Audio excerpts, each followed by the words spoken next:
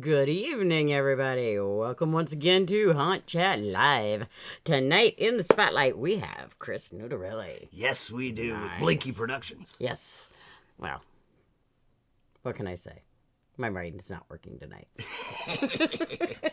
Everybody give a nice warm welcome to my one and only Gravedigger. Hey, how you doing? How you doing? How you doing? I had to move the microphone. It was blocking your beautiful face. I didn't want that in the thing. Hey, it's me, the Gravedigger. That's right. And this is, oh my God, this is the first episode of Season 5. Nah, you're going to run out of fingers one of these days. Yeah, well, I know. Well, but this is only Season 5, so I can do it all on one hand, and it's only Episode 1, so... Yeah. Yay! Anyway, all right. So, as the wonderful Mistress Laurie said, we do have Chris Notarile from Blinky Productions. This man, okay, I don't even know where to start. On IMDb alone, he's got like 150 movie credits, writing and directing, and he does producing and editing, and he does producing. I do producing sometimes too. In fact, I got to produce one of his shows, Mother. It's awesome. Check it out. We'll give you all the links. In fact, they're down below. It's on the YouTube. But check that one out with our friend Deborah Lamb, who was on our show a couple years ago. So that was fun. All right, I got to move this over here. We got that going on here. All right, I got everything. Oh, what the hell is that? Oh, that's my microphone. Yeah, I'm set. We're all organized. We're ready. Are we? Are we ready to bring Chris on? We're ready to rock and roll. Bring him on. Are we ready? Okay, well, hold on. I need that back then. Because I need to click over Sorry, here for a stole second. the mouse. You saw a mouse? I stole the mouse. You stole the mouse. Yes, he did. All right, this is Chris Notarile, that guy right down there. Hi, Chris. How you doing? How you doing, Gravedigger? I am doing wonderful. What's going on tonight? Is it as warm there as it is here? I'm sweating my ass off, let me tell you. It's actually kind of chill tonight. I'm digging it. Oh, all right. Now, you are on that coast. Wait, the screen is backwards. You're on that coast. You're on that. You're on the West Coast there, aren't you? Yes, I am. Yeah, that's right. So what's temps running out there? I'd say today it was in the 70s. Okay. Nice chill day. Yeah, we got lucky. I think we were up in the 80s.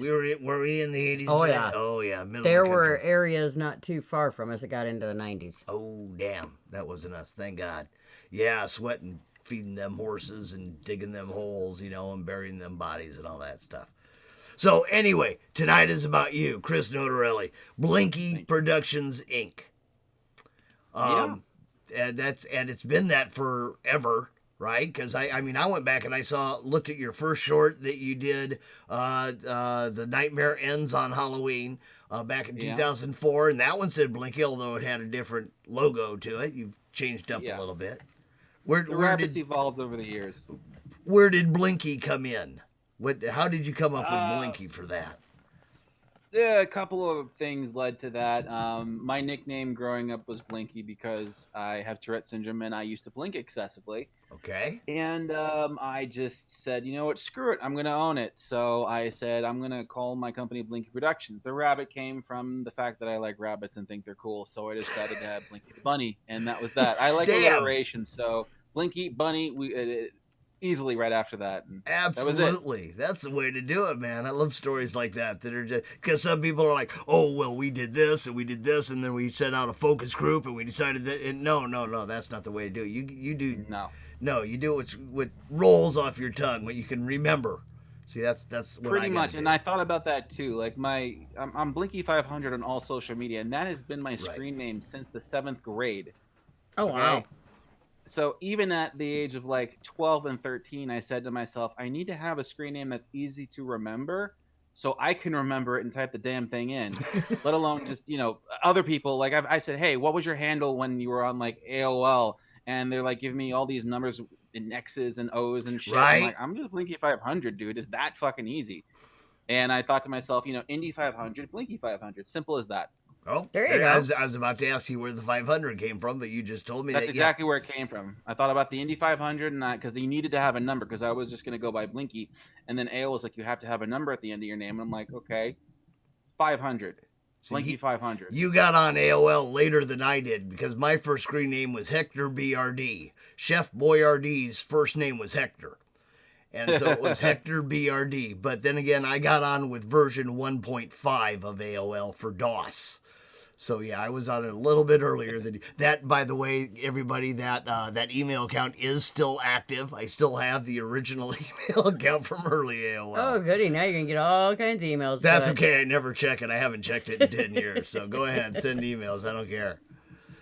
Okay, so Blinky 500 does a lot of things, or not Blinky Productions does a lot of things, but the main thing that they do is they do movies. Yeah. Right? Is that a fair statement?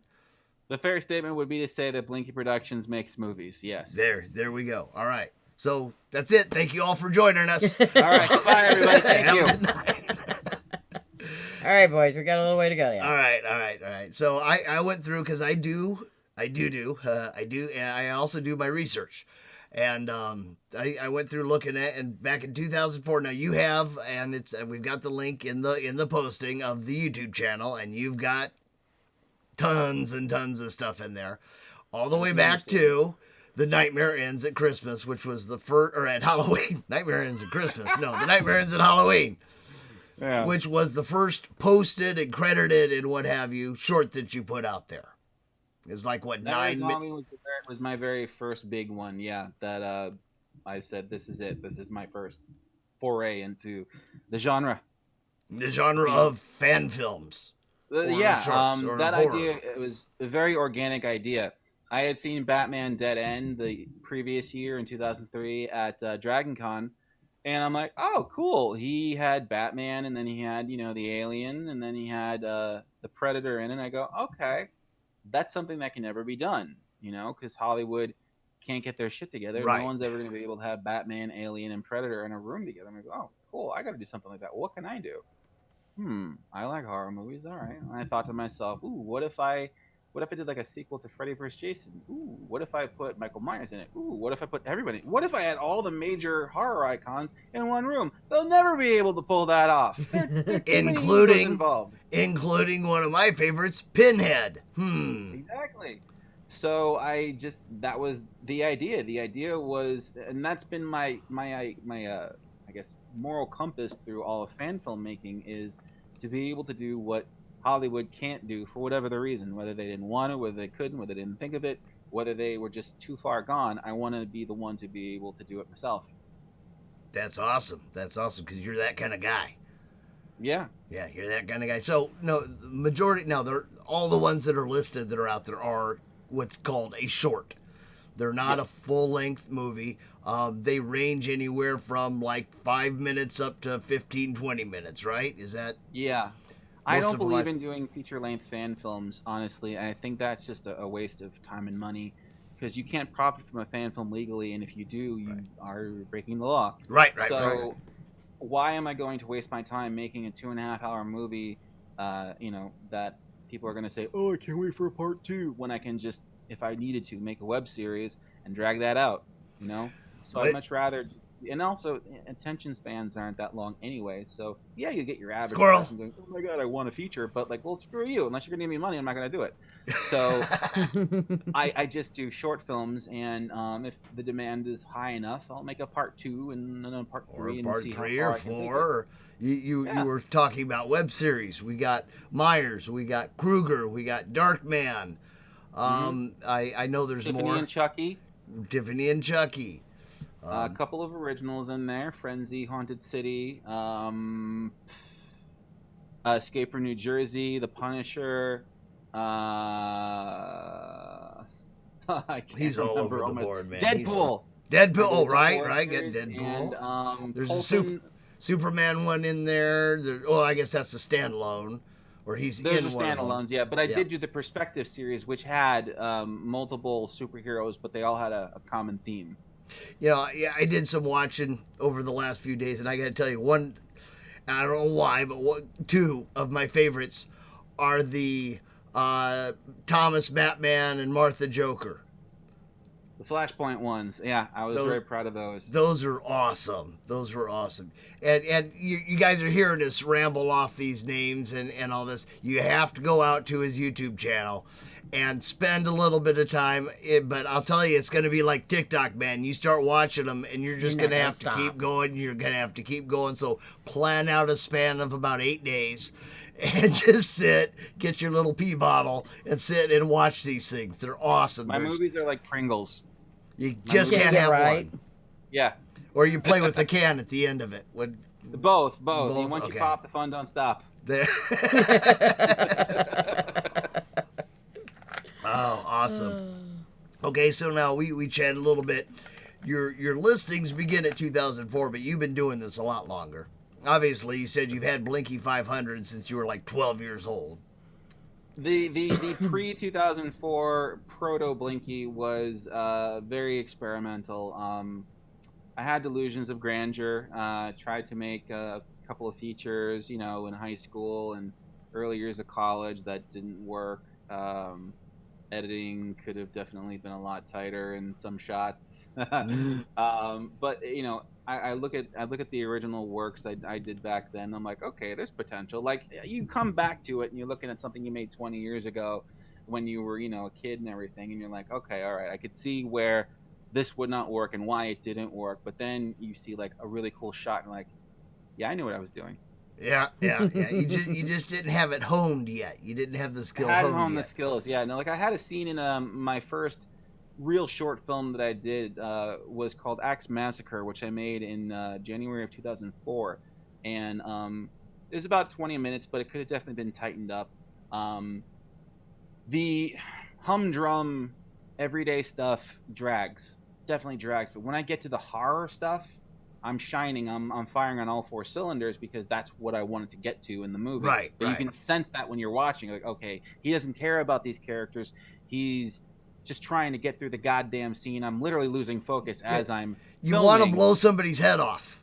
Yeah, but when I get to the part where the killer comes smashing down a door with a giant axe, like, that's on point. That's well lit. It's well shot. It's good angling, So, the lesson I obviously learned from that is to focus on the humdrum stuff and make that just as exciting.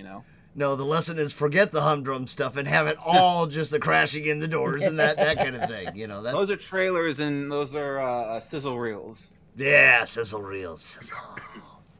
God, I love those. So now, besides the shorts and the horror things, I mean, your movies go well beyond the horror. You go into the action and the superheroes. And speaking of superheroes, you have the BCU. Yes, I do. And tell people about BCU. Promote BCU, because this is cool, guys. You guys are gonna like this. So Marvel has the MCU and DC has the DCEU. I have the BCU, which is the Blinky Cinematic Universe, where I have created my own universe of superheroes, and they exist and cross over and whatnot. And basically, I do original short films, graphic novels, and now I'm currently doing radio plays where I'm experimenting with some of my more expensive high-end characters that are high fantasy, and I couldn't make them on a tiny little budget. Right. So yeah, basically the BCU is just me fleshing out all my superheroes. I have like little trading cards, I have some merchandise for them, I have art that I do, and just making them into recognizable IPs, so that either one day when I, make it big and decide to start doing movies, people who've already come to know them recognize them and go, oh, I know that character. Or, if and when I die and I send them into public domain, they're already fully fleshed out characters that if somebody else were to take on, they're not going to screw up the character because I wrote everything out.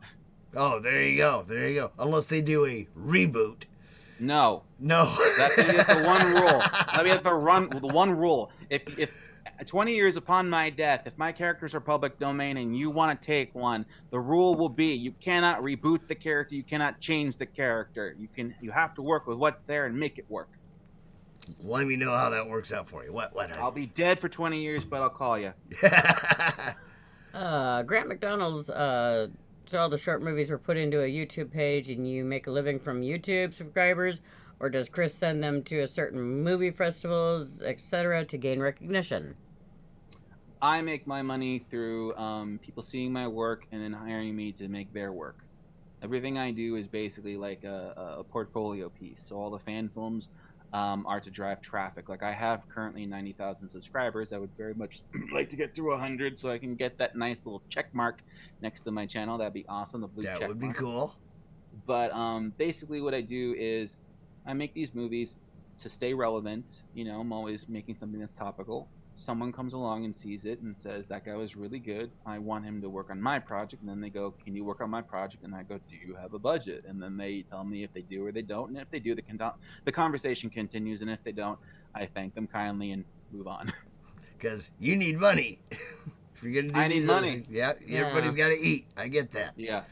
I get that. So you, besides all the stuff that you're doing, you probably can't talk about not side projects, but those paying gigs that you get to go out and can you drop names or titles or anything like that of stuff that you worked they're on? far and few between little things. Like I recently just did a Last of Us short film called Just Go. It's actually on my channel. Right, I saw that. And that was a for hire piece, you know. So that's basically it. Someone sees my work, and George, who produced that one, he's a fan of my work, and he wanted to really do that scene. So we negotiated, we settled on something, and then we went ahead and we made it. And yeah, that's living the life right there. Now oh darn, I didn't close the page. He mentioned the other thing, and that was awards. And as I remember, I saw somewhere on here it says 10 wins and 3 nominations on IMDb. Yeah, there it is right there. Because I have a few of those. So yeah, it says you got 10 wins and 3 nominations on there. So yes, you also get awards and stuff too. Every now and then, yeah, I'm looking at it. Yeah, I did pretty well for myself. Yeah, we especially with COVID this past year and everything, all we could really do is just do online film festivals. So right. We've been submitting to a bunch, and the ones that have definitely made the rounds, I did an original called Haunted City, and I was very proud of that one. I'm happy that it's getting as much recognition as it has in the award festivals that I've sent it to. It's basically about a vigilante ghost. Oh, cool. Yeah, I haven't really heard of that before, so I just figured why not? So the ghost basically avenges the deaths of others who've been, murdered. They contact him because they're now ghosts, and they say, "Hey, I was." And well, it's a woman. Like, oh, she. Okay. She, yes. Basically, I explain how ghosts exist. Ghosts are souls who are trapped in loops, reliving their deaths, who have been overlooked by death itself. They were either taken before their time, or their soul just refused to go, and they're basically trapped. Or so maybe death was busy and he missed. Well, death is a very busy thing. Sure. So death sends this emissary to locate these loops, these trapped souls, and free them, find out the details of their demise, and then avenge them so they can cross over. Cool. Gotcha. Okay, I like it. Yeah. Is that AJ Zyla? Says, "Mother was amazing. Well-deserved award-winning short." I have to agree with you. I'm sure it had to do with the producers. For those of you, and I'm going to bring it up again, for those of you who don't realize it, yes, if you watch that show all the way to the end, it's not that long, and you wait for the credits, in the credits you will see Reverend Michael the Gravedigger, thank you very much, as being one of the producers. And I tell you, Chris, I drop your name, I drop that all the time to anybody who will listen. He does. I believe you also helped produce MIB. I did. Yes. I did. Which just released yesterday. That was awesome. Yes. We watched that. We put it up on the TV and watched it like a movie, and well, it is a movie, but yeah, it was watching that one. That was great. Of course, with one of our favorites, Deborah Lamb in it. And she now, what does did you wonderful. think of the twist? I like all the twists. I like the crosses. I noticed immediately the subliminals. And I'm like, wait, that's not and I just held my thing, and then I saw the whole crossover deal. I figured by the first note of the movie, true horror fans would immediately know where I'm going with this. Plus, that I had the twist written into the title itself, but with the subliminals, with the font that I chose, and everything, and then finally the music, and then the reveal. I'm like, if anybody isn't catching on by this point, oh, there it is. Yeah, there it is. They're just not in the know. They're not horror film fans. They're asleep. They're seeing you for the first time, and they have to learn. They have to go out and click on more of your videos and spend more time watching them to see all these. When I watched the Willie Nelson thing, they're talking about the they're talking about Gravedigger. When I watched your Nightmare Ends at Halloween, I'm like, oh, well, this is cool that we had, that you brought all and we just talked about a little bit ago about how you do the crossovers quite often. And in our pre-show chat, you said, yeah, I'm kind of good at that, and I would like to expand on that. You are very good at that. You're pretty freaking awesome at that. Because I've watched several of them. I haven't watched them all. There's a lot of movies out there, but I have watched several, and you're very good at that. I'm into the horror stuff. So, I told you that I have a game called The Elevator Pitch. If you want to play it with me real quick, I'll do one round. For those of you who don't know, The Elevator Pitch basically is a game I created where if you name two popular franchises, I can cross them over and pitch it to you as if, you're an executive and I'm in the elevator. I'm giving you the famous elevator pitch, but I do it like the movie guy, the movie voice guy. Okay. So we have to take something like because that's running through my Freddy head. and Jason. No, if that wasn't done, wasn't done already, I could cross it. But I'm saying I'm thinking Nightmare Before Christmas and Terminator. Okay, someone actually may have done that to me a while ago. Did they really? Yeah, people have tried to give me one. So hang on a second. Nightmare Before Christmas. All right, there's two ways of going about it. So the first is, hang on, give me a second. I have to formulate how I want to phrase. We're gonna do this right. Okay. Okay. Okay. As Jack is walking through the lonely forest, he comes upon a tree of holidays. One tree says Judgment Day on it. Jack opens it and stumbles into a world of horror and nightmare as he comes upon Skynet and Terminators trying to kill him. Jack immediately closes the door and walks the fuck away. I love it. I love it. Judgment Day is a holiday. There's improv going on there, man. Yeah, there's right. a lot of improv going on there. That was quick and on point. Now, so have you done anything outside of the movie? Have you ever done because you are a funny guy. You do come up. Have you ever just gotten bored and gone out and done street improv or something for the heck of it? All right, kind of, sort of. I used to be a costume Spider-Man for Toys R Us in Times Square, and I was a toy soldier for FAO Schwartz in New York. And and this is back in 2001, 2000, I think. And I was working there during the Christmas season, and it gets redundant. Mm-hmm. You're standing out there, it's freezing cold, and you're opening the door for people, and I'm a little smart ass. I'm 18, 19 years old. So I started saying stuff like, welcome to FAO Schwartz. Please check your children at the front door. We'll give you a ticket stub, and then I'll return them to you when you're gone. Welcome to Bennigan's. Can I take your order? And someone's like, dude, you got a Bennigan's in here? I'm like, no, just go in and buy a toy. Go buy toys. Go. And then when they fired me, I got annoyed. I'm like, hi, welcome to FAO Schwartz, where we don't bend over for rats and giraffes. How did that one go over? I gotta know. They already had told me that I was going to be let go after the holiday because I was only a seasonal worker. And by that point, I'm like, what are you going to do? You're going to fire me? I didn't care. Right? Never tell a person you're going to fire them while they're still working there, because the incentive to care leaves. It's my job to make people laugh. I'm going to say whatever the hell I want. So I literally started acting like I was working at a restaurant at that point, telling people who their server was and telling them where the table was inside, but there isn't. But yeah, and then when I was Spider-Man and everything at Toys R Us, that was a little bit better because I got to be more in character. Now, the one thing that did upset me, and I totally forgot about this when I was there, I worked there twice. I worked there in 2002, and then I worked there again in 2011, and they were filming Captain America in Times Square the day I was there. Okay. The scene where Chris Evans gets unfrozen and he walks into Times Square and shit. I'm in a full Spider-Man costume and I'm on my lunch break and I did not know. Had I known, I guarantee you I would have ran straight towards him and go, Cap!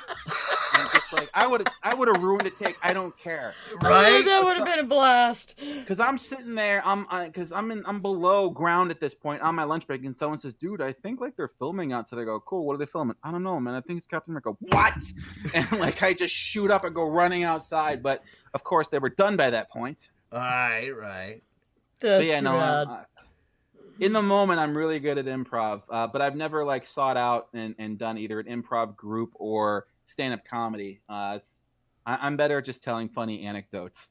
That's good. That's all right. Good. We had another question from Grant asking about how it works sending your works to festivals. And are there certain types of film, short film festivals, indie film festivals, horror film festivals? Do you gear towards any of those?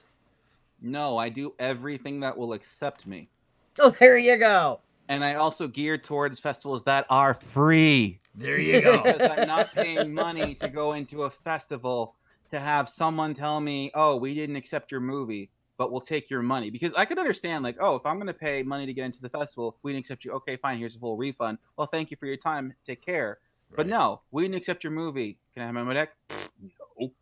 No. No. So to all you aspiring filmmakers out there, do free festivals. And this is the other thing that gets me nuts. I now have people soliciting me, messaging me, saying, hey, we saw your movie, Skynet, my most recent short film. We saw your movie, Skynet. We think it's amazing. Thank you. I appreciate that. We would love to have it in our festival. Great. You're more than welcome to have it. Yeah, we're more than happy to give you like 30% off. I go, what the hell do you mean 30% off? You emailed me. Right. Like, I don't know. Who are you? Like, what is your festival anyway? No. You could take my movie for free, but I'm not paying you to do it. Okay, fine. 70% off. Goodbye. I believe there was one that I let you know about that was kind of like that. They had done with Mother. They had said, "Hey, you should enter this in our special festival and all that." And then then I started getting it's only this much, and this weekend we're getting and sorry about that. They sent it to me because my name was on the credits. And I know it happens. They're cold calling people, and it's like, I even this past year I go, it's COVID, man. We ain't going anywhere. Oh, it's an online festival. Oh, it's an online festival. Then it's free because you don't have to pay for anything. Right. Like, where's the money going? Why am I paying you money to take my movie off of YouTube and screen it to people on a Zoom chat? It does sound kind of ridiculous, doesn't it? Yeah, very. Now right up above you, I've got a little slideshow going. On the screen, and it just showed Eradicator. There's the Tiffany and Chucky and Mother and the I can't even see that far. I recognize it, but I can't see that far to read it because I'm old. And the New Tale. I love the New Tale, by the way. That was series was awesome. Now is that the same Freddy that did your first one, the Nightmare? Okay, that was a different guy. That was a different guy. Roberto, who took over the role of Freddy, first did it in Krueger Part 1, then Nightmare Ends on Halloween 2, and then the rest of the Krueger series after that. With a cameo in Deadpool, the web series, Episode 3, and Bitch, the Scary Terry story. Gotcha. Okay. Gotcha. Yeah, but the guy who did it for the very first one, we fell out of touch way back when, and there's a huge difference between both of their performances. The first guy, he was trying really hard to be Robert Englund. Okay. Roberto was trying to be Freddy Krueger. Gotcha. There you go. And there's a big difference in that itself, Doing an impersonation of somebody is not the same as doing an impression of the character. And I treat it like an instrument, okay? A guitar is going to make the same sound no matter how many times, no matter who plays the guitar. Like the keys the strings will always be the same. However, the music that comes from the person playing the guitar is always going to be different because of the level of skill and talent and ability. So I treat these roles like instruments, and it's just the musician playing it. How good they are with that instrument is how good the performance is. Cool. I love that. That's a good analogy. That's a good analogy. Yeah. We have come to the 8:30 half hour. I was about to say 8:30 hour, but that's the 8:30 half hour. So we need to wrap it up. But Okay. I want to point out to everybody again, I've got links. I've got the YouTube channel. I've got your link tree link on there. So there's a ton more links for him. In fact, all his links are out there. You can check Yeah. it. Now, do you have the little tap thing for that too? For the phone, or is it just website? Because I've got one. I've got a tap on. It's a little disc. It's in my pocket right now, and you just hold up somebody's phone, and it takes them directly to a page that's like a link tree that's got all your links and everything. So That is beyond my technical capabilities right now. So it's it's awesome. just basically click the link tree and you can get everything to my merch, to my channels, to my Instagram. I'm Blinky500 on all social media. Right. So literally go to any major platform and type in Blinky500 and you'll probably find me if I'm on it. There you go. Hey, are you on TikTok yet? Yeah. Oh, you are? I don't run it. My wife runs the TikTok page, but we do have some of our clips on there. So that should be Blinky500 on TikTok. Oh, but cool, I'm not actively promoting. I'm going to have to go check that one out because I'm on TikTok now and I'm having fun with it. I always, when it came out, I was like, no, I'm going to get... But then after being on it for like, I don't know, 10, 15 days, one of mine went viral and I went from 200 followers to 11,000 to 17,000 overnight. And Nice. It's like, oh, cool. One video did it. You know, that's all it takes is that one Yeah, little... we do some highlight clips of some of our stuff. Like our Rick and Morty stuff definitely is getting the views on TikTok. So that's nice. I mean, there's a lot of messed up shit in that one too, which is fun. Yeah, well, there's got to be. Yeah. There's got to be. I think my favorite bit in that one is when Rick is talking to... He has Ronald McDonald held hostage, and he's trying to get the recipe for the Szechuan sauce. And he's just like, no, tell me the sauce. And Ronald McDonald is just like, fuck you, suck my dick. And he's like, you don't think I won't? Like, he's going, you don't think I won't? You, and then he'll finally suck my dick. You don't think I won't? Yeah, that's kind of messed up. Yeah. Yeah. Chris, thank you so much for answering my call and for agreeing to do this and for coming on. I do love your stuff. I will continue to support you in any way that I can. Maybe I'd probably produce a few more as we go. Things you got going on. I saw you got some things in the works and a couple more announced. So I'm gonna keep an eye on all of those things. But thank you for being on. I really appreciate it, especially on the short notice. Thank you for having me. You bet. Our pleasure. And I'm always available. Always, huh?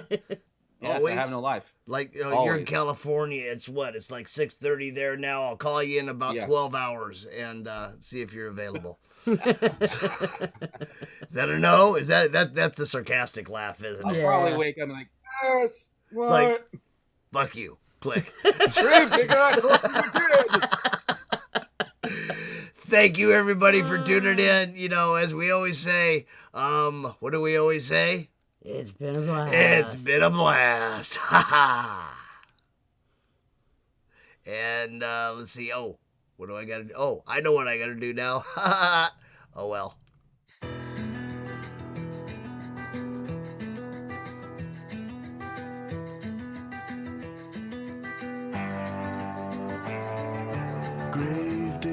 Grave digger, send me on my way.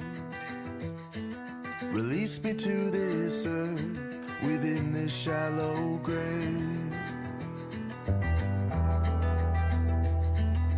Grave digger, bring me to my knee.